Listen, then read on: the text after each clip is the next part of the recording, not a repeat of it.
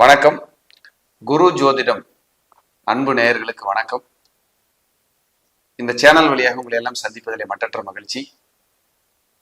இந்த சேனலுக்காக நீங்கள் கொடுத்து வருகின்ற ஆதரவுக்கு கோடான கோடி நன்றி.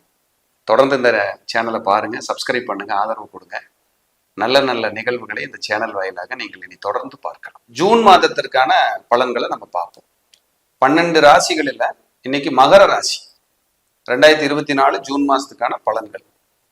மகரம் காலச்சக்கரத்துக்கு 10வது ராசி. உங்கள் ராசிக்கு 2ல சனி, அதாவது பாதச்சனி. இன்னொரு 1 வருஷம் 1.25 வருஷம் இருக்கு, அதோட 7.5 சனி முடியும்.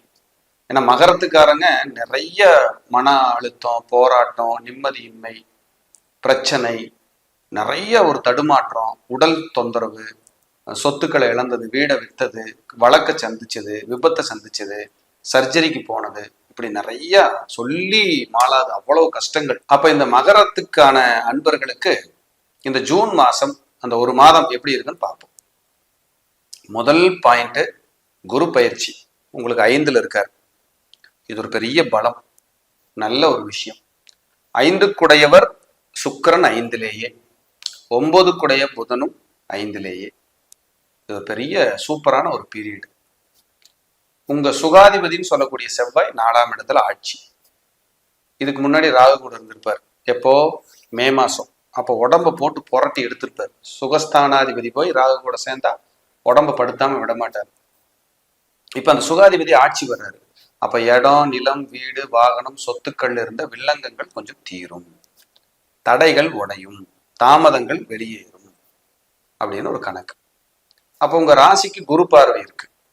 உங்க லக்னம், மகர லக்னத்துக்கும் மகர ராசிக்கும் நீங்க இதை எடுத்துக்கலாம். குரு 9ஆம் இடத்தை பார்க்கிறார், 11ஆம் இடத்தை பார்க்கிறார். அப்ப இதெல்லாம் இந்த குரு பயிற்சியில பெருத்த யோகம், பெருத்த நன்மை, ஒரு வளர்ச்சியை 100% அது செய்யும். ஒரு மாற்றத்தை நோக்கிய பயணத்தை அது கொடுக்காம போகாது. ரொம்ப பிரமாதமான ஒரு அமைப்பு. 5க்குடையவர் 5லேயே இருக்காருன்னா, படிக்கிற குழந்தைங்களா இருந்தா 2nd டிகிரி போறவங்களுக்கு ஒரு கிஃப்ட் இது. 1st டிகிரி படிக்கிறவங்களுக்கு ஒரு வளர்ச்சி. வேலையே இல்லை, வேலை கிடைக்குமா, ப்ரொமோஷன் கிடைக்குமா, முன்னேற்றம் கிடைக்குமானா அதுக்கு ஒரு பெரிய ஒரு பலமான ஒரு காலம் நல்லா இருக்கு. 9ல கேது, 3ல ராகு. அப்ப 3ஆம் இடம்ங்கிறது உங்க முயற்சி, உபஜயஸ்தானம். அங்க ஒரு பாவி இருக்கிறார், ராகு இருக்காருன்னா அது சூப்பர். 9ல கேது இருக்கும்போது உங்க அப்பா கூட, உங்களுக்கு கருத்து வேறுபாடு வராம பாத்துக்குங்க. அது ஒரு நல்ல விஷயமா பார்க்கப்படுது. கருத்து வேறுபாடு இல்லாம பாத்துக்கிறது.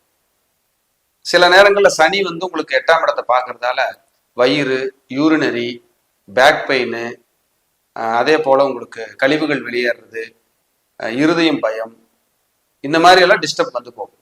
இதுல கொஞ்சம் உடம்ப கவனிச்சுக்கணும். அதே போல ஜூன் மாசம் 15 தேதிக்கு மேல சூரியன் 6ஆம் இடத்துக்கு போறார். 8க்குடையவர் 6ல், விபரீத ராஜயோகம். 6ஆம் அதிபதி 6ல், புதன் ஹர்ஷ யோகம். 5க்குடையவர் 6ல். அந்த சுக்கிர பயிற்சி மட்டும் ஜூன் 12க்கு மேல வர்றது கொஞ்சம் சரியில்லை. அப்ப ஜூன் 12க்கு மேல ஒரு 18 நாள் அந்த சுக்கிரனால சில டிஸ்டர்ப் இருக்கும்.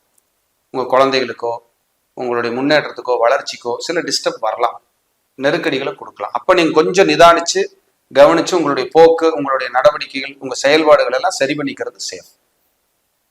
ஒரு பலத்தை கொடுக்கும், ஒரு நல்ல முன்னேற்றத்தை கொடுக்கும். 10க்குடையவர் 6ல் போறதுனால தொழில் கடன்கள், தொழில் ஏற்பட்ட கடன்கள், அதுக்கான முயற்சி முன்னேற்றங்கள்லாம் பலிதம். அதுக்கு கடன் வாங்குறதுக்கு கிடைக்காமே இருக்குன்னா கிடைக்கும். ஏதாவது ஒரு சொத்துக்களை வித்து நான் கடன் அடைச்சிட முடியுமா சார்னா அதுக்கான காலம் ஜூன் மாசம். அதுக்கு முயற்சிக்கான காலம் பலிதமாகும். ஒரு வெற்றியை நோக்கி நீங்க பயணிக்கலாம். ஆனா 6ஆம் இடத்துல 3 கிரகம் போறதுங்கிறது கொஞ்சம் சிறப்பில்லை தான். அப்போ ஹெல்த் பார்த்துக்கணும். கடன், வழக்கு, வம்பு, வாக்குவாதம், ஒரு நெருக்கடி, தூக்கமின்மை, மன அழுத்தம், இதெல்லாம் அப்படியே கொஞ்சம் எட்டி பார்க்கும். கண்டிப்பா கவனமா இருக்கும் ஜூன் 15க்கு மேல. அப்ப 15 நாள் பலம், 15 நாள் வீக். இதையெல்லாம் கடந்து குரு பார்வை உங்க ராசிக்கு இருக்கு. உங்க லக்னத்துக்கு, மகர லக்னமானாலும் ராசியானாலும் குரு பார்க்கிறார். குரு பார்க்க கோடி தோஷ நிவர்த்தி. அப்ப இவ்வளவு தடைகள் வந்தா கூட அதையெல்லாம் முறியடிச்சு ஒரு நல்ல மாற்றத்தை நோக்கி பயணிக்கலாம். சுபகாரியம், குழந்தை, வீடு கட்டுறது, முன்னேற்றம், இது எல்லாத்தையும் கொடுப்பாரு. குலதெய்வ ஆசீர்வாதம், குலதெய்வ கோயிலுக்கு போயிட்டு வருது, ஏதாவது வெளியில டூர் போயிட்டு வருது, அதே போல ஏதாவது ஆன்மீக ட்ரிப் போயிட்டு வருது, இதெல்லாம் ரொம்ப நல்லா இருக்கும், பண்ணலாம். சொத்துக்களால் ஏற்படக்கூடிய வில்லங்கங்களை சரி பண்றது, தேவையே இல்லாம பேசுற பேச்சுனால வம்பு வழக்கு. ஏன்னா 2ல சனி இருக்கு. அவமானம் தேடி வர்ற காலமே இந்த 2ஆம் இடத்துல சனி இருக்கும்போது தான். ராசிக்கோ லக்னத்துக்கோ, குறிப்பா லக்னத்துக்கு, மகர லக்னக்காரங்க யாரா இருந்தீங்கன்னா ரொம்ப கவனமா இருக்கு.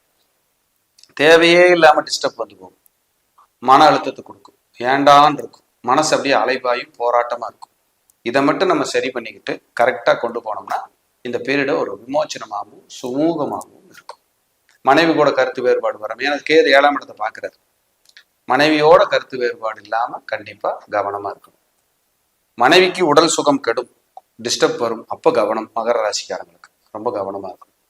தேவையில்லாத வம்பு வழக்கு வாக்குவாதங்கள் இதை தவிர்த்து குழந்தைகளோடும் பேரம்பேத்திகளோடும் வயசானவங்களா இருந்தா மன நிம்மதியா கோயில் குளம் போயிட்டு டிராவல் பண்ணிட்டு நிம்மதியா இருங்க.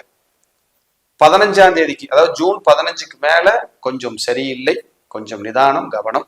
ஆனா ஓவராலா குரு பார்க்கிறாரு உங்க ராசியவோ லக்னத்தவோ, அது பலம். 9ஆம் இடத்தையும் பார்க்கிறாரு. அப்போ சோர்ந்து போறதுக்கு விட மாட்டார்.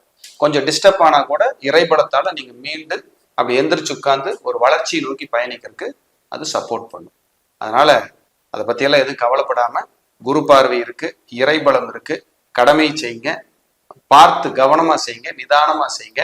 அந்த கடமை உங்களுக்கு எப்பொழுதும் ஒரு வெற்றியும் வளர்ச்சியும் கொடுத்து உங்களை வாழ வைக்கும், முன்னேற்றத்தை கொடுக்கும்.